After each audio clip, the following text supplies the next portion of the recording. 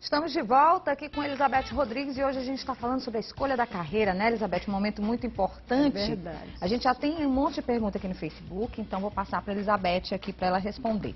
O Caio pergunta, não é uma covardia com o adolescente fazer ele escolher qual a sua profissão tão cedo, aos 16, 17 anos? Isso já foi detectado como um problema e o que está sendo feito para mudar? Isso é detectado como um problema. E eu penso que o Brasil ainda precisa evoluir nesse sentido. E nisso os Estados Unidos deram uma lição para nós. Tem que ter um college, né? O aluno chega muito com 16, 17 anos, descobrindo tanta coisa da vida, que esse momento faz com que mais de 20% dos alunos que entrem no curso superior abandonem, né? Isso é também uma dica que eu queria dar. Quando você entrar no curso superior, antes de abandonar, cursa 2 anos. Depois resolve se realmente, porque acha que é glamuroso. Quando vê que não é glamuroso, que é vida real, quer sair, tem que dar mais um tempo. Mas se o Brasil tivesse um básico de 1 ou 2 anos, em que eles entrassem e aí pudessem amadurecer, porque, presta atenção, o que tem se amadurecido nisso aí? Tem um cientista da psicologia, Bowles, nos Estados Unidos, que ele fala o seguinte: você, de forma rápida, porque, na verdade, é preciso haver um profissional, um teste vocacional, um estudo de mais de 1 ano, não pode ser da noite para o dia que se vai escolher uma profissão. Mas se você tiver que começar a pensar nisso, comece em termos de verbos, substantivos e adjetivos. Quais são os verbos? Eu sei desenhar, construir, pesquisar, cuidar, costurar. Então, esse é o verbo. Qual seria o substantivo? As coisas com as quais eu me identifico. Eu me identifico com moda, eu me identifico com sapatos, eu me identifico com móveis. A minha habilidade de verbo é desenhar, então se eu me identifico com móveis, eu vou ser um design industrial. Uhum. Se eu me identifico com casas, eu vou ser um arquiteto. Então, você primeiro vai o verbo, porque o mesmo verbo, cuidar, na hora que você põe o substantivo, pessoas, animais, eu já sei se é cuidar de animais, veterinário ou se é médico. E o mesmo verbo, pesquisar, por exemplo, ele pode ainda ser melhorado pelo adjetivo. Então, pesquisar vida, ou pesquisar moda, ou pesquisar internet. Eu posso ser pesquisar internet, eu posso ser um web designer. Se eu vou pesquisar vida, eu posso ser um cientista. E como é um adjetivo? Se eu sou uma pessoa sistemática, eu vou ser um cientista. Se eu sou um criativo, eu vou ser um web designer. Então, quando você quiser saber o que é que você gosta de fazer, primeiro o verbo, cuidar. Depois o substantivo, gente, de forma sistemática, médico. Entendeu? Então, você cuidar, gente, de forma solidária, assistente social. Você sempre use um verbo, um substantivo e um adjetivo para você procurar se conhecer. Porque do autoconhecimento é que vem a decisão. E você falou muito bem aí em relação ao que gosta de fazer, para a pessoa se perguntar. E eu tenho uma pergunta aqui muito oportuna, que é do Leandro Freitas.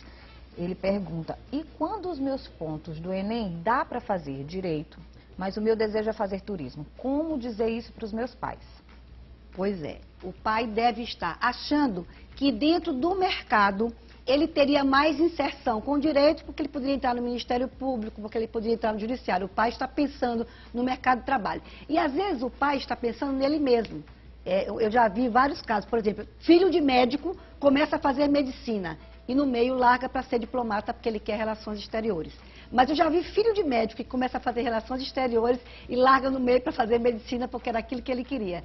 Talvez o pai esteja se identificando com ele mesmo, que é da área jurídica.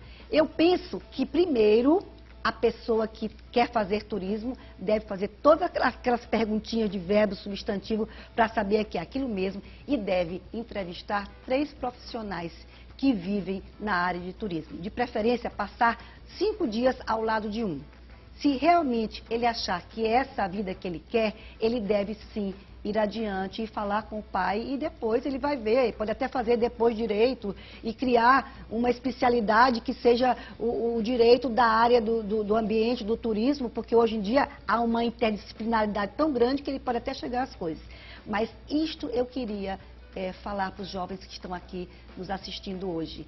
É que quando você acha uma profissão glamourosa e você se identifica com ela, antes de decidir por ela, pesquise e entreviste 3 profissionais e passe 5 dias ao lado como assistente de um profissional, para você ver se é realmente isso que você quer, é aquela hora que você quer acordar, é aquele tipo de sacrifício que você quer fazer e essa é a contribuição que você quer dar para a sua comunidade. Até porque a profissão que está na moda hoje, daqui a 10 anos, ela pode não estar tão na moda assim, né? E por falar em na moda, quem quer saber o que está, como dizem os jovens, bombando hoje? As cadeiras técnicas. Então engenharia civil, engenharia agrícola, ambiental, engenharia clínica, que é o engenheiro que vê os softwares e as máquinas das clínicas para saber se esse aparelho de raio-x já está obsoleto e não está, e organiza toda a coisa. A engenharia biométrica, que cuida dos programas de próteses para as pessoas. Então, hoje, as cadeiras, 57% das empresas no Brasil que procuram programadores, sistema de informação,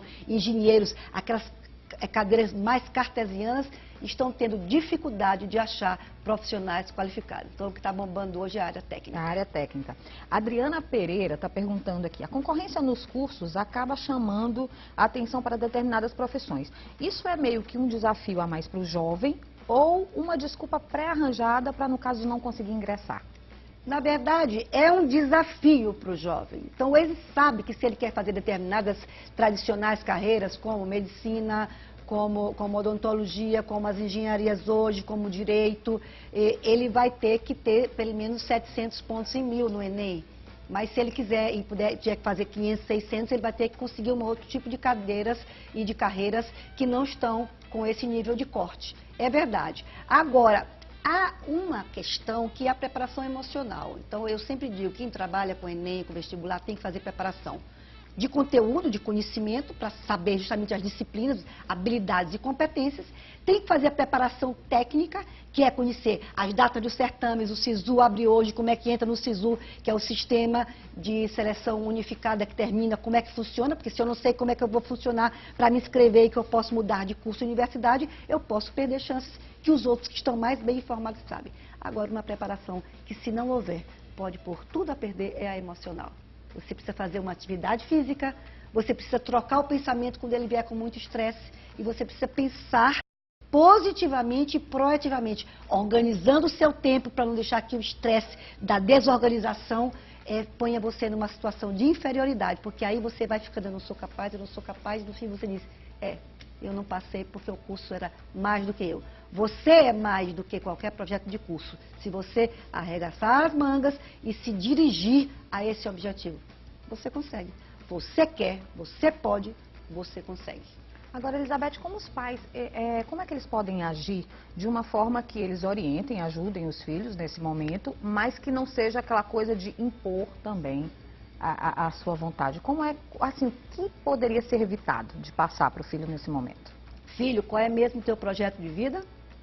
Para onde é que ele tem que empurrar o carro? É para a esquerda? Leste? Vamos lá, meu filho. Eu empurro o carro contigo. A gente vai a umas sessões, discute com um, com o outro, a gente pode... Vamos lá, meu filho, ver quais são as profissões, como elas estão, eu te ajudo, vamos discutir. Mas no final, filho, o pai não pode ser aquele que deixa o filho e nem uma amiga que eu tinha que quando a filha dela ia fazer vestibular, ela pedia licença para o fiscal para entrar para dar água de coco para a filhinha. Então a filhinha fazendo o vestibular, ela agonia de coco para a filhinha mimadinha que ela tinha e que a filha depois ficou uma moça mais adulta e ficou rindo das bobagens que a mãe fazia. Então, nem soltar e nem ir adiante. E sempre isso, você, pai, já tem o seu projeto de vida, agora é o dela, agora é o dele. E qual é a sua função? Ajudar, a empurrar para a direção que ele julgar conveniente para a sua felicidade. Bacana. Tem uma outra pergunta que é Juliana Paiva. Ela pergunta, como você vê aquela pessoa que troca de profissão como quem troca de roupa, que muda o curso toda hora?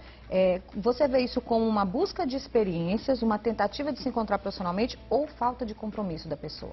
Bom, quando você entra num curso e vê que aquilo não é nada daquilo porque realmente faltou, você deve procurar fazer isso que a gente falou, procurar os verbos, os adjetivos, eu posso, eu vou, ir adiante e tá. Mas se você continua pulando, você está adiando a sua maturidade. Você está adiando a entrada no mercado de trabalho. Falta foco. né? Uma vez eu estava num clube e um garotinho estava sendo alimentado pela mãe. E o garotinho ficava para um lado e para o outro, para um lado e para o outro. E a mãe dizia, foco, Caetano, foco. E ele olhava para a mãe, aí ela dava, aí quando ele vinha, aí ela, foco, Caetano, foco. Nós temos que ter foco na vida. Ou então, nós vamos nos estressar, nós vamos ser infelizes e vamos fazer a infelicidade à nossa volta. Verdade. Tem mais uma pergunta aqui, que é do Antônio Almeida. Ele pergunta, hoje o mercado se sobrepõe à vocação profissional bem mais do que antes. Até que ponto essa determinação deve determinar a escolha de uma profissão, considerando que o próprio mercado é flutuante? Como o jovem pode fazer uma escolha acertada, considerando que ele ou ela, além de estar descobrindo uma profissão, também está definindo a própria vida? Pois é, há uma volatilidade grande no mercado, sim, porque hoje as principais profissões requeridas são aquelas que dão produtividade e rapidez. Por isso que os técnicos estão sendo muito requeridos, porque eles têm aquela produtividade, a rapidez, a concisão. Outro dia uma amiga minha foi numa festividade e ela disse que os discursos eram tão objetivos, tão concisos, tão rápidos. Eu fiquei impressionada, eu perguntei, era cerimônia de quê? Ela falou, dos engenheiros. Eu disse, é isso, porque o engenheiro não vai fazer como humanista, buscar as razões, ele vai não. Então, o que a pessoa precisa ver é justamente isso, é que ela vai buscar aquilo que ela precisa para satisfazer as suas necessidades. Agora, se isso estiver ao encontro daquilo que a pessoa gosta, é toda a felicidade. E, na verdade, hoje não dá mais para parar de estudar.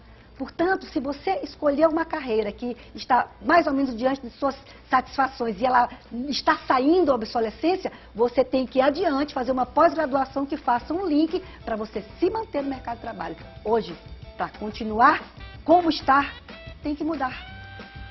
Elizabeth, muito obrigada por ter esclarecido aqui muitas das nossas dúvidas. Muito obrigada por sua participação hoje no programa. A gente se vê na semana que vem, hein? Tá certo, Paula. E eu creio que na semana que vem nós vamos fazer uma mudançazinha, não é? Uma mudança. A gente vai trazer a Elizabeth para a segunda, porque ela vai viajar, então a gente vai conversar de um assunto muito importante aqui na segunda-feira e você não pode perder. A gente vai fazer um intervalinho comercial rapidinho e voltamos com mais dicas para você. Fica com a gente.